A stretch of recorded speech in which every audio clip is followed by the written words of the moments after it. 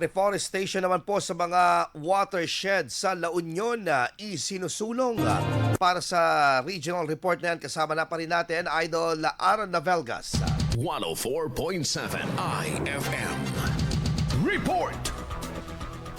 Isinusulong ang reforestation sa mga watershed sa La Union sa pamamagitan ng sunod-sunod na tree growing activities na isinagawa sa mga bayan ng Santol, Bangara at Tubao. Ito ay bahagi ng mga hakbang sa pangangasiwa ng watershed sa Lower Amburayan River Basin at Aringay River Basin. Layunin ng mga aktibidad na palakasin ang pangangalaga sa mga watershed upang makatulong sa pagtugon sa patuloy na suliranin sa kakulangan ng supply ng tubig sa lalawigan. Ayon sa pamahalaang panlalawigan, binibigyang diin nito ang kahalagahan ng pagtutulungan ng pamahalaan at mga komunidad sa pagsusulong ng mga programang umaangkop sa nagbabagong panahon. Kasama mo sa IFM News Dagupan, Idol Aaron Navelgas sa TAC IFM. IFM News. IFM News. IFM.